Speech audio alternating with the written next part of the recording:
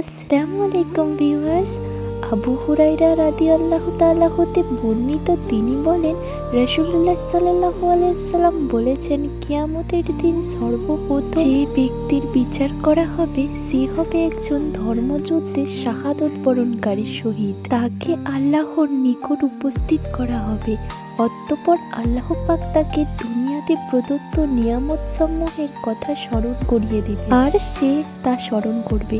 এরপর আল্লাহ তাআলা তাকে জিজ্ঞাসা করবেন, দুনিয়াতে তুমি কি আমল করেছো? উত্তরে সে বলবে, আমি তোমার সন্তুষ্টির জন্য কাফেরদের সাথে লড়াই করেছি, এমনকি শেষ পর্যন্ত শহীদ হয়েছি।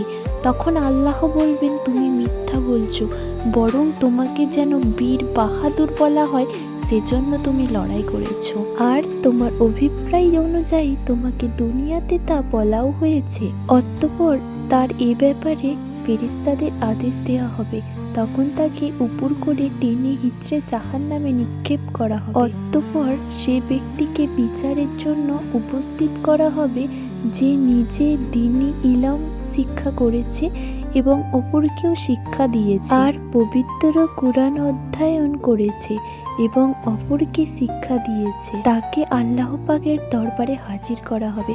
অতঃপর তিনি তাকে নিয়ামত সমূহের কথা স্মরণ করিয়ে দিবেন এবং সেও তা স্মরণ করবে। অতঃপর আল্লাহ তাআলা তাকে জিজ্ঞাসা করবেন, এই সমস্ত নিয়ামতের শুকরিয়া জ্ঞাপনের জন্য তুমি কি আমল করেছো? উত্তরে সে বলবে, আমি স্বয়ং দ্বীনি ইলম শিক্ষা করেছি এবং অপরকে শিক্ষা দিয়েছি এবং তোমার সন্তুষ্টির নিমিত্তে কুরআন তেলাওয়াত করেছি। তখন আল্লাহ বলবেন, তুমি মিথ্যা বলছো, আমার সন্তুষ্টির জন্য নয়, বরং তুমি এজন্য ইলম শিক্ষা করেছো যেন তোমাকে বিদ্বান বলা হয়, এবং এজন্য কুরআন অধ্যয়ন করেছো যাতে তোমাকে কারি বলা হয়, আর তোমার অভিপ্রায় অনুযায়ী তোমাকে বিদ্বান ও কারিও বলা হয়েছে।